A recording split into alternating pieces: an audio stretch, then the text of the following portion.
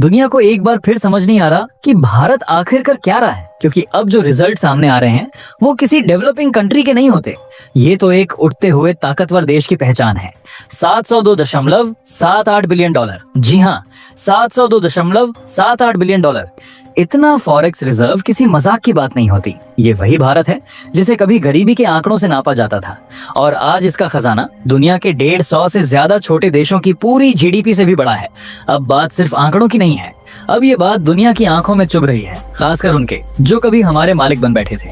अब जरा ब्रिटेन को ही देख लो, जो कभी हमें सोने की चिड़िया बोलता था, फिर खुद ही वो सोना लूट ले गया। आज उसकी संसद में सवाल हो रहे हैं कि आखिरकार भारत इतनी तेजी से कैसे आगे निकल रहा है। सोच के देखो, जिस देश ने हमें सदियों तक दबाया, आज वही पीछे छूट चुका है, जीडीपी में भी, फॉरेक्स में भी। और अमेरिका, जिसे हम कई बार महाशक्ति कहते आए हैं, आज उसकी हालत ये है कि वो खुद भारत से डील करने की कोशिश में लगा है।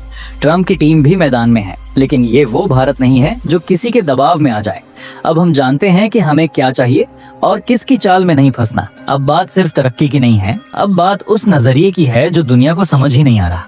तो सवाल उठता है, आखिर भारत ने ऐसा क्या किया जो दुनिया की समझ से बाहर है? कौन सा वो मास्टर मूव था जिसने गेम की पूरी दिशा ही बदल दी? चलो अब इसे थोड़ा और अच्छे और आसान तरीके से समझते हैं, लेकिन उससे पहले अगर आप वीडियो देख ही रहे हो तो बस 1 सेकंड निकालकर लाइक बटन दबा दो और चैनल को सब्सक्राइब कर लो। आपके लिए 1 सेकंड होगा, लेकिन हमारे लिए बहुत बड़ी मदद है। तो देखो दोस्तों, ये जो 700 बिलियन डॉलर का फॉरेक्स रिजर्व है ना, ये सिर्फ डॉलर में पड़ा कैश नहीं है। इसमें सिर्फ एक ही चीज नहीं, बल्कि सोना है, चांदी है, यूरो है, येन है और बाकी दुनिया की ऑलमोस्ट हर बड़ी करेंसी शामिल है। मतलब हमारा खजाना पूरी तरह डाइवर्सिफाइड है, बैलेंस्ड है। और इसका सबसे बड़ा फायदा यह है कि भारत अब किसी एक देश की मर्जी पर नहीं टिका है। न अब सिर्फ डॉलर पर डिपेंडेंसी है, न किसी एक ग्लोबल पावर के मूड पर हमारी इकोनॉमी झूलती है। और जब ऐसा स्ट्रॉन्ग मैसेज जाता है तो दुनिया खामोश नहीं बैठती। पिछले एक हफ्ते में इंडिया के इस रिजर्व में करीब 4.85 बिलियन डॉलर का जबरदस्त उछाल आया है। और ये अचानक नहीं हुआ, ये भारत की स्मार्ट डिप्लोमेसी, एक्सपोर्ट्स की ग्रोथ और करेंसी मैनेजमेंट का रिजल्ट है। अब भारत सिर्फ 5 बिलियन डॉलर दूर है उस मोड़ से जहां हमारा फॉरेक्स रिजर्व इतिहास का सबसे ऊंचा स्तर छू लेगा। और जिस तरह का मोमेंटम है, ये अगला ही हफ्ता हो सकता है। और अब ये खबर सिर्फ टीवी चैनलों या सरकार तक सीमित नहीं है, बल्कि foreign embassies, world bank, IMF और बड़े ग्लोबल इन्वेस्टमेंट बैंक्स सबके रडार पर अब भारत है। अब भारत को कोई गिरती हुई इकोनॉमी नहीं कह सकता। अब हम एक ऐसे देश के रूप में दिख रहे हैं जो स्टेबल है, प्रॉफिटेबल है और भरोसेमंद है।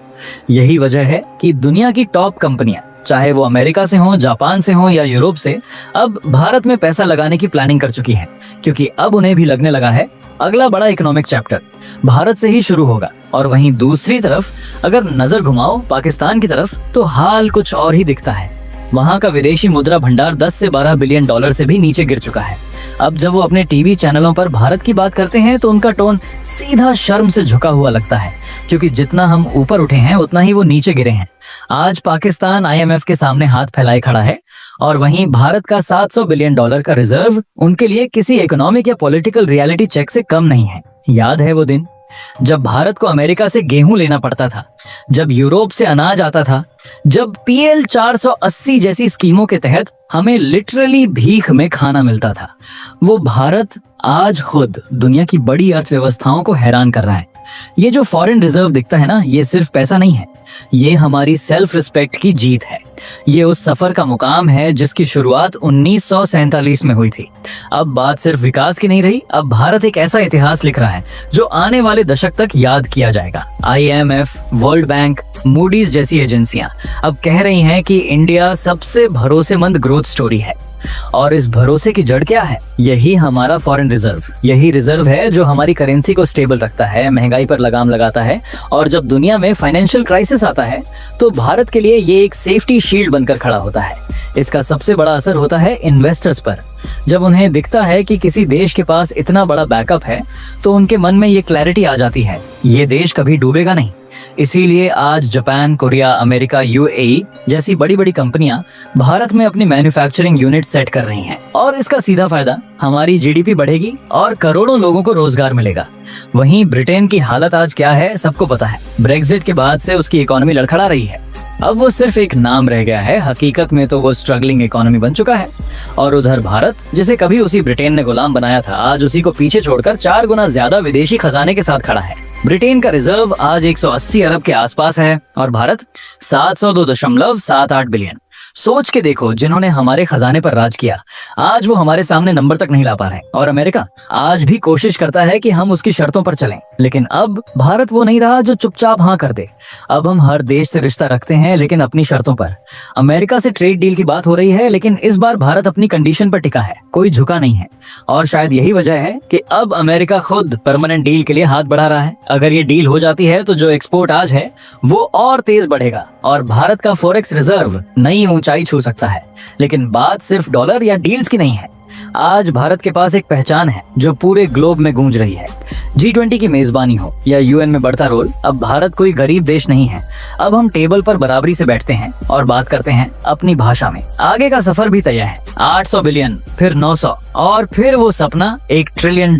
ये कोई सपना नहीं है, अब $1 ट्रिलियन।